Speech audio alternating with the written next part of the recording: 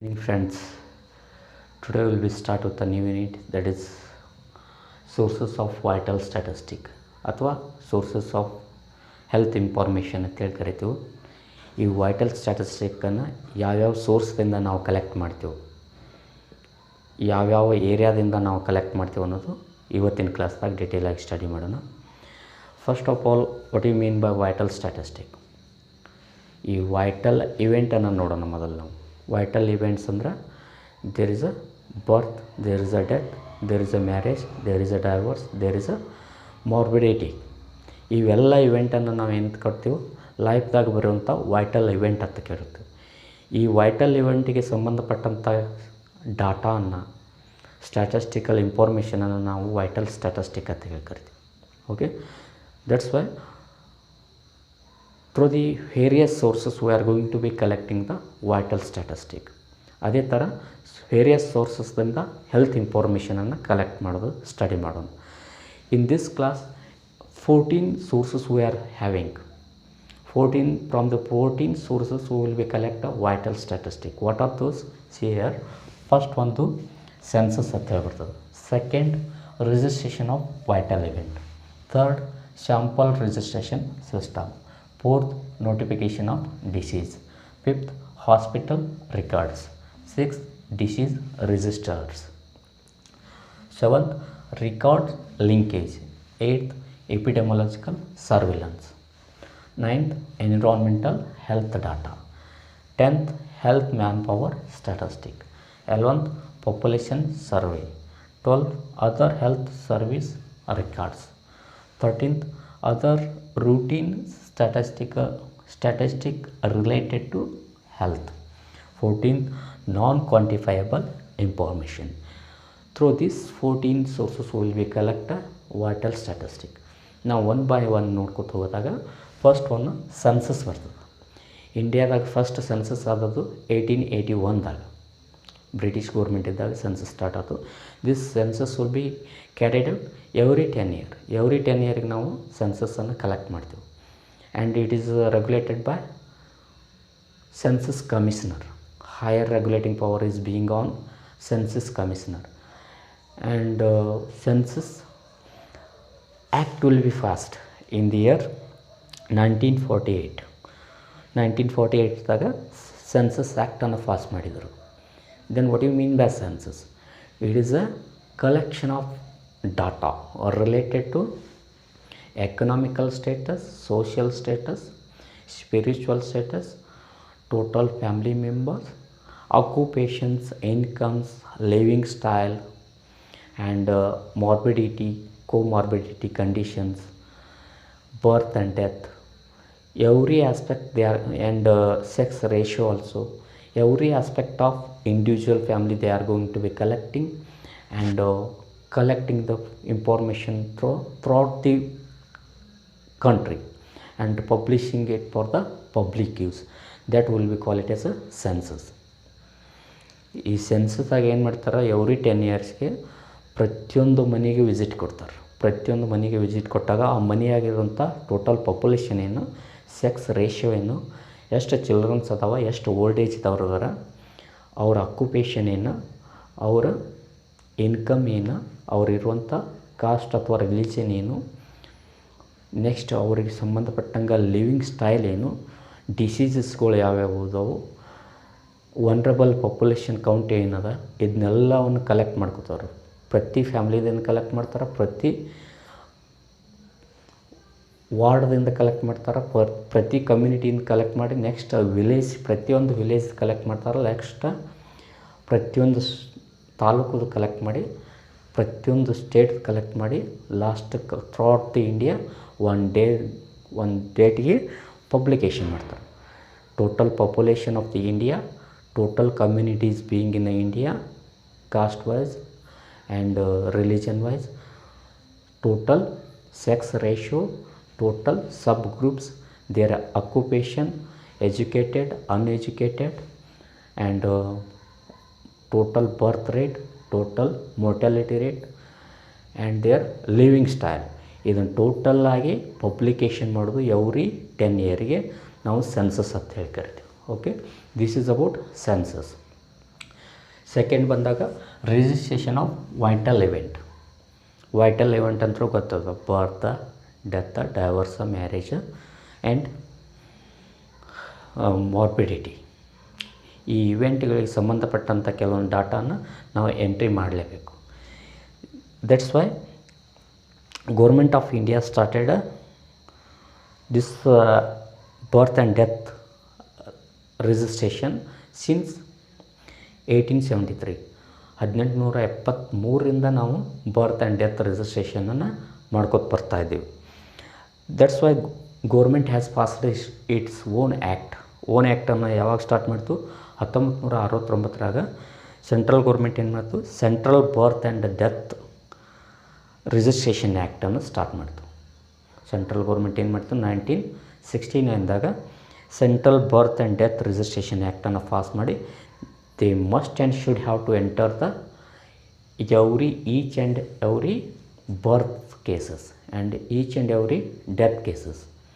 They must and should have to register it, either maybe through the hospital sector or through the municipality or gram panchayati sector. There should be registration, and it has given their responsibility, civilian responsibility is to register the event. ಈ ಇವೆಂಟನ್ನು register ಮಾಡೋದು civilian registration compulsory is A responsibility. ಇದನ್ನ ಯಾಕೆ ಮಾಡಿದ್ದಾರೆ ಅಂದರೆ ಸ್ಟೇಟಿಗೆ ಸಂಬಂಧಪಟ್ಟಂಥ ಅಥವಾ ದೇಶಕ್ಕೆ ಸಂಬಂಧಪಟ್ಟಂಥ ಸ್ಟ್ಯಾಟಿಸ್ಟಿಕ್ಗಳು ಮಿಸ್ ಆಗಬಾರ್ದು ಅಂತೇಳಿ ಈ ಆ್ಯಕ್ಟನ್ನು ಪಾಸ್ ಮಾಡಿದ್ರು. This is about registration of vital event. Next ಬರೋದು ಸ್ಯಾಂಪಲ್ ರಿಜಿಸ್ಟ್ರೇಷನ್ ಸಿಸ್ಟಮ್, SRS. ಈ ಸ್ಯಾಂಪಲ್ ರಿಜಿಸ್ಟ್ರೇಷನ್ ಸಿಸ್ಟಮ್ದಲ್ಲಿ ಏನಾಗ್ತದೆ? Usually there is must and should be there continuous entry of birth and death. Continuous ಇರ್ತದೆ, ಅದು ರೂಟೀನಾಗಿ ಹೋಗ್ತಾ ಇರ್ತದೆ. ಬೈ ಚಾನ್ಸ್ ಕೆಲವೊಂದು ಸರ್ತ illiteracy ಆಗಲಿ, ಇಗ್ನೋರೆನ್ಸ್ ಆಗಲಿ, ಕೆಲವೊಂದು ಪ್ರಾಬ್ಲಮ್ಸ್ ಆಗಿ ಬರ್ತ್ ಆರ್ ಡೆತ್ ರಿಜಿಸ್ಟ್ರೇಷನ್ ಆಗಿರೋಂಗಿಲ್ಲ. That should be find out by the community level health worker. ಯಾವ ಕಮ್ಯುನಿಟಿ ಲೆವೆಲ್ ಹೆಲ್ತ್ ವರ್ಕರ್ ಅಂದ್ರೆ ಅಂಗನವಾಡಿ ವರ್ಕರ್ ಆಗಿರಲಿ, ಅಥವಾ ANM ವರ್ಕರ್ ಆಗಿರಲಿ, ಅಥವಾ ಮಲ್ಟಿಪರ್ಪಸ್ ಹೆಲ್ತ್ ವರ್ಕರ್ ಆಗಿರಲಿ, ಅಥವಾ ವಿಲೇಜ್ ಹೆಲ್ತ್ ಗೈಡ್ ಆಗಿರಲಿ. ಇವರು ಪ್ರತಿ 6 ತಿಂಗಳಿಗೊಮ್ಮೆ ಪ್ರತಿಯೊಂದು ಮನೆಗೆ ವಿಸಿಟ್ ಕೊಟ್ಟು ಆ ಮನೆಯಾಗ ನಡೆದಂಥ ವೈಟಲ್ ಇವೆಂಟ್ಸನ್ನು ಅಬ್ಸರ್ವ್ ಮಾಡಿ they have to motivate the public to registrate under the registration center. ಇದನ್ನು ನಾವೇನು ಕರಿತೀವಿ? ಶಾಂಪಲ್ ರಿಜಿಸ್ಟ್ರೇಷನ್ ಸಿಸ್ಟಮ್ ಅಂತ ಕರಿತೀವಿ. ಒಂದು ಶಾಂಪಲ್ಲು ಮಿಸ್ ಆಗಬಾರ್ದು ಇಲ್ಲಿ. ಓಕೆ, ಯಾಕಂದರೆ ಪ್ರತಿಯೊಂದು ದೇಶಕ್ಕೆ ಸಂಬಂಧಪಟ್ಟಂಥ ಡಾಟಾ ಇರ್ತದೆ ಇಲ್ಲಿ. ದಿಸ್ ಈಸ್ ರಿಲೇಟೆಡ್ ಟು ಮೋರ್ಟ್ಯಾಲಿಟಿ ಇರ್ಬೋದು, ಮಾರ್ಬಿಡಿಟಿ ಇರ್ಬೋದು, ಡೆತ್, ಬರ್ತ್, ಆಮೇಲೆ ಫರ್ಟಿಲಿಟಿ, ಇನ್ಫಂಟ್ ಮೋರ್ಟ್ಯಾಲಿಟಿ, ಮೆಟರ್ನಲ್ ಮೋರ್ಟ್ಯಾಲಿಟಿ, ಪ್ರತಿಯೊಂದು ಡಾಟಾನು ಅದರ ಮೇಲೆ ಆಗುತ್ತೆ sir. That's why we should be maintain proper sample registration system. Third one. Next ಏನು ಮಾಡ್ತೀವಿ? Notification of diseases. ಕೆಲವೊಂದು ಡಿಸೀಸಸ್ ಹಿಂಗೆ ಅದಾವಲ್ಲ, that should be notify immediately to control the situations, to handle the situations. ಕೆಲವೊಂದು ಫಾಸ್ಟಾಗಿ communicable diseases ಬರ್ತಾವೆ. Cholera ಆಯಿತು, malaria ಆಯಿತು, ಡೆಂಗ್ಯೂ ಆಯಿತು. Those are the notifiable disease. ಈ ಒಂದು ರೀಸೆಂಟ್ಲಿ ದಟ್ ಈಸ್ COVID-19. ಇವು ಬಂದಂಥ ಕೇಸನ್ನು ಇಮಿಡಿಯೇಟಾಗಿ ಹೆಲ್ತ್ ಅಥಾರಿಟಿಗೆ ಇನ್ಫಾರ್ಮೇಷನ್ ಕೊಡಲೇಬೇಕು. Then only the health system is going to be alert. ಯಾವಾಗ ನಾವು ಹೆಲ್ತ್ ಇನ್ಫಾರ್ಮೇಷನ್ನ ಕೇಸ್ ಫೈಂಡ್ ಔಟ್ ಆದ್ರೆ ಇಮಿಡಿಯೇಟ್ ಇನ್ಫಾರ್ಮೇಷನ್ ಕೊಡ್ತಿಲ್ಲ, ಆಗ ಹೆಲ್ತ್ ಸಿಸ್ಟಮ್ ಏನು ಮಾಡ್ತದೆ? That should be take proper actions. ಏನು ಮಾಡ್ತಾರೆ? First of all that communicable victim should be isolate. ಆ ಪೇಷಂಟನ್ನು ಐಸೋಲೇಟ್ ಮಾಡೋದಾಗಲಿ, ಕ್ವಾರಂಟೈನ್ ಮಾಡೋದಾಗಲಿ.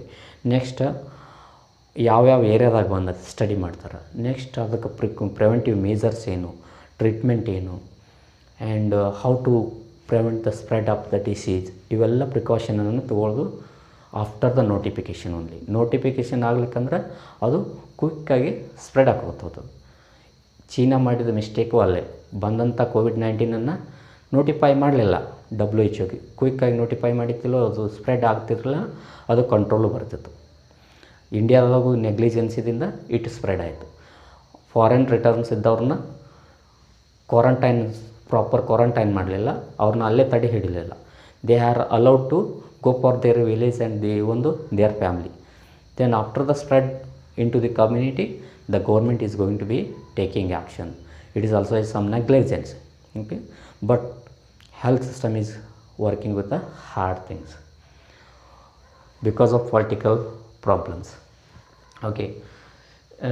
That is about notification of diseases. Next one, hospital records. Hospital records ಬಂದಾಗ hospital, government hospital is also there, private hospitals are also there. Government ಹಾಸ್ಪಿಟಲ್ದಲ್ಲಿ birth register, death register compulsory ಇರ್ತಾವೆ. ಅದೇ ಥರ ಪ್ರೈವೇಟ್ದಲ್ಲಿ birth and death they are going to be maintaining the statistics. That statistics sending for the government sector. All over the district they are going to be collecting, sending for the state will be collect the statistic information, sending for the center. ಇದು hospital ಸಂಬಂಧಪಟ್ಟಂಥ information ಹೋಗ್ತಾ ಇರ್ತದೆ. ಪ್ರತಿಯೊಂದು ಹಾಸ್ಪಿಟಲ್ದಾಗ ಬಂದಂಥ communicable disease, ನಾನ್ communicable disease ಪ್ರತಿಯೊಂದು ಡಾಟಾನು ಸಿಗ್ತಾ ಇರ್ತದೆ. Each hospital will be maintaining it's own register. How much of O P D cases, how much of admission, how much days they are being here, and what is the disease conditions, and what is the treatment they have given, what was the improvement status, what is the current status of diseases, everything they are going to be maintaining. This is about hospital records.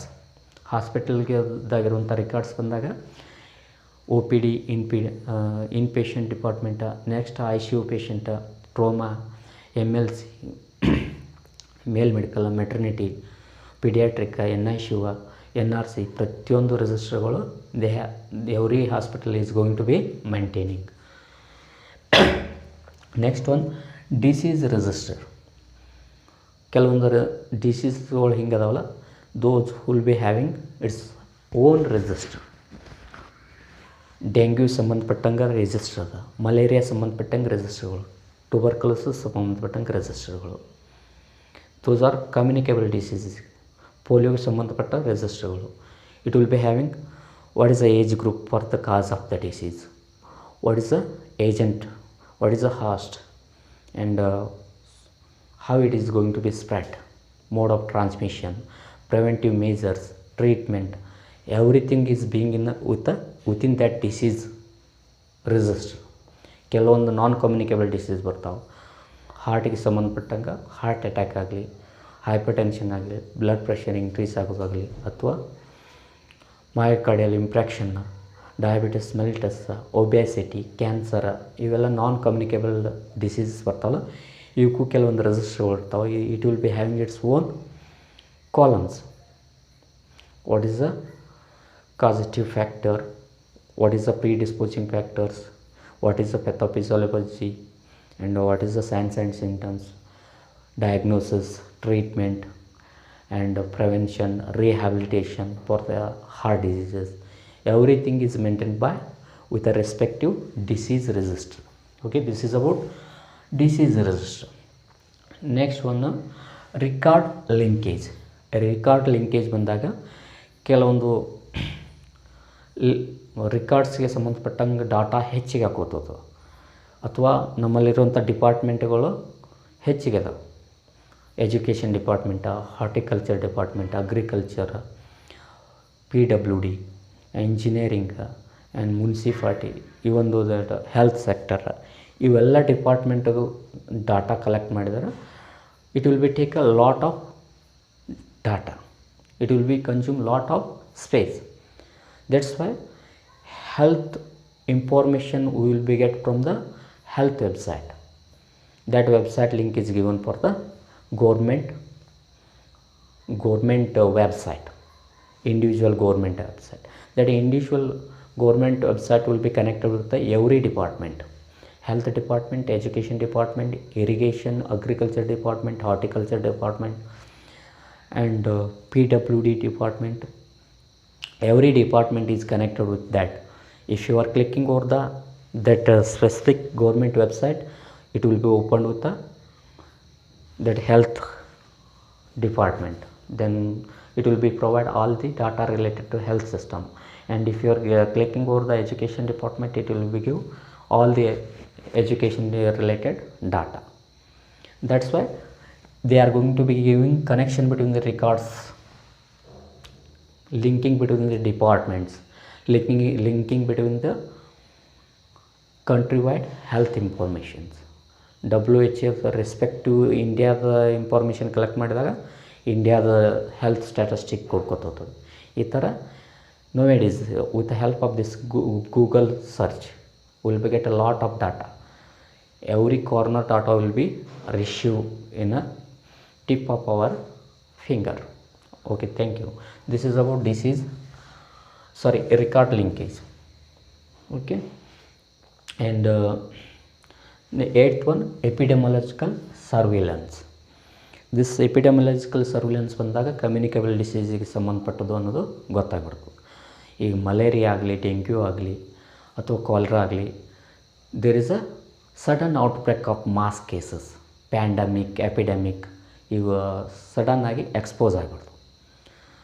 that time the surveillance officer will be visit the area and what is the cause for the disease, where is the sources, and how to isolate it, and how to control with the fumigation, with the fog, with the controlling measure and treatment for that. Surveillance officer will be take charge of that one. ಆ ಏರಿಯಾನ localise ಮಾಡಿಕೊಂಡು ಅಥವಾ identify ಮಾಡಿ ಆ ಏರಿಯಾಕ್ಕೆ ಹೋಗಿ visit ಕೊಟ್ಟು ಆ risk ಇರುವಂಥ ಏರಿಯಾವನ್ನು ಕವರ್ ಮಾಡಿಬಿಡ್ತಾರೆ. And giving health educations also for the public. Preventive measure ಕೊಡ್ತಾರೆ, ಹೆಲ್ತ್ ಎಜುಕೇಷನ್ ಕೊಡ್ತಾರೆ, ನೆಕ್ಸ್ಟ್ ಟ್ರೀಟ್ಮೆಂಟ್ ಕೊಡ್ತಾರೆ to control the spread of that disease. That is related to epidemiological surveillance. And they are going to be maintaining the how much cases are notified, how much cases are taking care of that, how much cases are being with a risk. ಈಗ COVID-19 ಒಂದು mass cases ಎಪಿಡೆಮಿಯಾಲಜಿಕಲ್ surveillance, ಯಾವ ಏರಿಯಾದಾಗ ಎಷ್ಟು cases ಅದಾವೆ, hot zone ಎಷ್ಟು, yellow zone ಎಷ್ಟು, orange zone ಎಷ್ಟು, next green zone ಎಷ್ಟು. Hot ಝೋನ್ದಾಗ ಎಷ್ಟು ಜನ ಪಬ್ಲಿಕ್ ಅದ, ಆ ಪಬ್ಲಿಕ್ಗೆ ಏನೇನು ಟ್ರೀಟ್ಮೆಂಟ್ ಹೊಂಟದ, ICU ಕೇರ್ ಏನದ, ರೂಟೀನ್ ಕೇರ್ ಏನದ, ಇವೆಲ್ಲವನ್ನು ಸರ್ವಿಲೆನ್ಸ್ ಆಫೀಸರ್ ರೆಕಾರ್ಡ್ ಮಾಡಿಕೊಂಡು ಸೆನ್ಸಸ್ಸನ್ನು ಹೈಯರ್ ಆಫೀಸರ್ಗೆ ಕಳಿಸ್ಬೇಕಾಗ್ತದೆ. That is about epidemiology surveillance. Okay, ninth one, environmental health data. We are being in the environment, not we are being individual. We are being with the environment. ಎನ್ವಿರಾನ್ಮೆಂಟಿಗೆ ಸಂಬಂಧಪಟ್ಟಂಥ soil ಆಗಲಿ, water ಆಗಲಿ, air ಆಗಲಿ, it should be clean. ಏನಾದರೂ pollution ಆದರೆ it will be harmful to our health. Air pollution ಆಯ್ತು, that is also harmful. ಈಗ air pollution ಅಂತ ಹೇಳಿ ತಿಳ್ಕೊಬೋದು ನಾವು COVID-19. It will effect through droplet infections.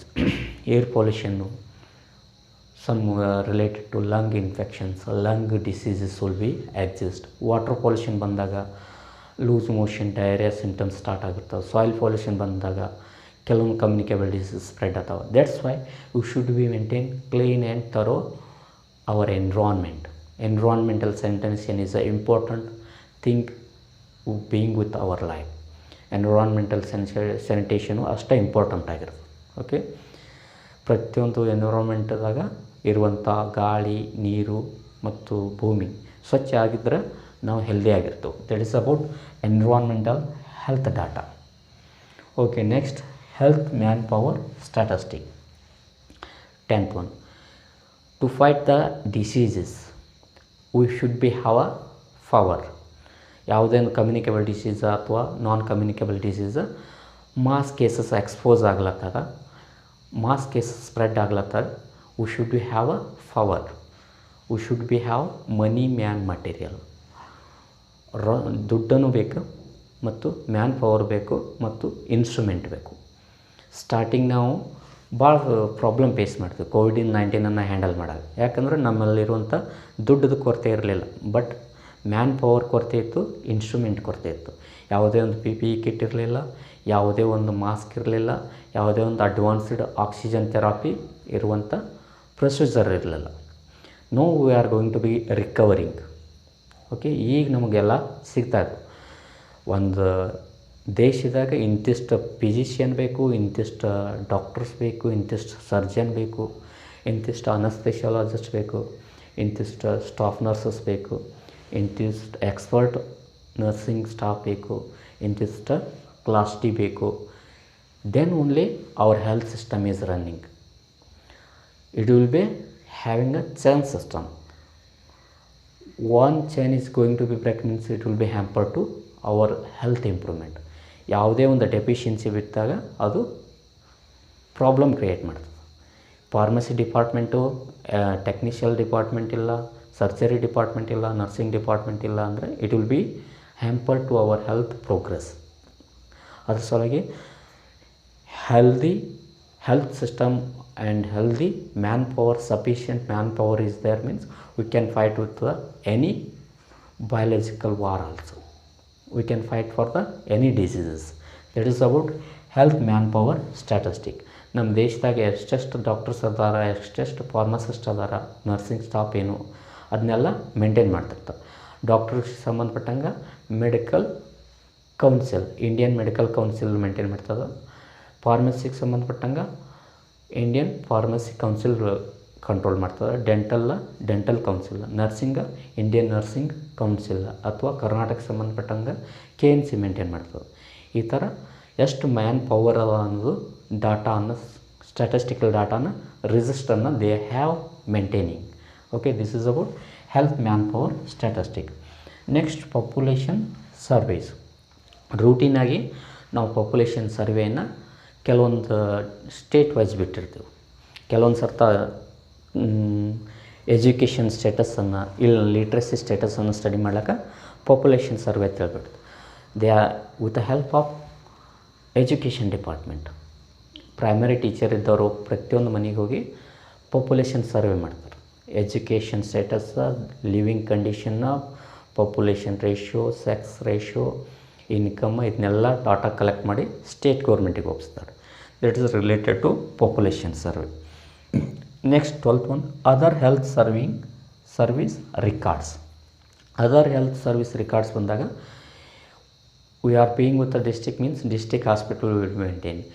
Being with the periphery ಬಂದಾಗ village ಲೆವೆಲಲ್ಲಿ ಸಬ್ ಸೆಂಟರ್ ಬರ್ತಾವೆ, PHC ಬರ್ತಾವೆ, ಕಮ್ಯುನಿಟಿ ಹೆಲ್ತ್ ಸೆಂಟರ್ ಬರ್ತಾವೆ, ಆಮೇಲೆ ಪಾಲಿಕ್ಲಿನಿಕ್ಸ್ ಬರ್ತಾವೆ, ಪ್ರೈವೇಟ್ ಕ್ಲಿನಿಕ್ ಬರ್ತಾವೆ, ನರ್ಸಿಂಗ್ ಹೋಮ್ಸ್ ಬರ್ತಾವೆ. They are also going to be maintaining some register. ಅಲ್ಲಿ ಪ್ರೈಮರಿ ಹೆಲ್ತ್ ಸೆಂಟರ್ದಾಗ ಅಲ್ಲಿ ಮೇಂಟೈನ್ ಮಾಡ್ತಾರೆ ರಿಜಿಸ್ಟರ್ಗಳು. ಅಲ್ಲಿ ಕೆಲವೊಂದು ಹೆಲ್ತ್ ರಿಲೇಟೆಡ್ ಇನ್ಫಾರ್ಮೇಷನ್ನ ಕಲೆಕ್ಟ್ ಮಾಡಿ ಅವರು ಹೈಯರ್ ಆಫೀಸರ್ಗೆ ಸಬ್ಮಿಟ್ ಮಾಡಲೇಬೇಕು. That will become under other health service records. Okay, next one, other routine statistical related to health. ಇದ್ರ ಜೊತೆಗೆ ಅಡಿಷ್ನಲ್ ಕೆಲವೊಂದು ಇನ್ಫಾರ್ಮೇಷನ್ಸ್, ರಿಸರ್ಚ್ ವರ್ಕ್ ಆಗಲಿ ಅಥವಾ ಪ್ರಾಕ್ಟೀಸ್ ವರ್ಕ್ ಆಗಲಿ ರಿಲೇಟೆಡ್ ಟು ಹೆಲ್ತ್ ಕೆಲವೊಂದು ಡಾಟಾನ ಕಲೆಕ್ಟ್ ಮಾಡಿ ಗೋರ್ಮೆಂಟ್ಗೆ ಸಬ್ಮಿಟ್ ಮಾಡುವಂಥ ಚಾನ್ಸಸ್ ಇರ್ತದೆ. ಆ್ಯಂಡ್ ನಾನ್ ಕ್ವಾಂಟಿಫೈಯಬಲ್ ಇನ್ಫಾರ್ಮೇಷನ್, ಕೆಲವೊಂದು ನಾನ್ ಕ್ವಾಂಟಿಫೈಯಬಲ್ ರಿಸರ್ಚು ಇನ್ಫಾರ್ಮೇಷನ್ ಬಂದಾಗ ಕೆಲವೊಂದು ಡಾಟಾನ ರಿಸರ್ಚ್ ವರ್ಕಿಗೆ ಯೂಸ್ ಮಾಡಿಕೊಂಡು ಕಂಪ್ಯೂಟರ್ದಾಗ ಸೇವ್ ಆಗಿರ್ತಾವೆ. ಕೆಲವೊಂದು ಸಿಚುವೇಶನ್ಗೆ ಆತರ ನೆಸೆಸಿಟಿ ಬಿದ್ದಾಗ ಅದನ್ನು ಓಪನ್ ಮಾಡಿ ನಾವು ಯೂಸ್ ಮಾಡ್ಕೋಬೋದು. That is non quantifiable information. Lot of information is being with raw ಆಗಿ ಬಿದ್ದಿರ್ತದೆ. ಅದನ್ನು ಯಾವ ಥರ ಸಿಚುವೇಶನ್ ತಕ್ಕಂಗೆ ನಾವು ಉಪಯೋಗ ಮಾಡ್ಕೊಳ್ಬೇಕು ಅನ್ನೋದು important. By this will we finish our today class sources of vital statistic. ಈ 14 ಸೋರ್ಸಸ್ದಿಂದ ನಾವು ವೈಟಲ್ ಸ್ಟ್ಯಾಟಿಸ್ಟಿಕ್ಗೆ ಡಾಟಾನ ಕಲೆಕ್ಟ್ ಮಾಡ್ಕೋತೀವಿ ಅಥವಾ ಸೋರ್ಸಸ್ ಆಫ್ ಹೆಲ್ತ್ ಇನ್ಫಾರ್ಮೇಷನನ್ನು ಕಲೆಕ್ಟ್ ಮಾಡ್ಕೋತೀವಿ. By this will be finish today class.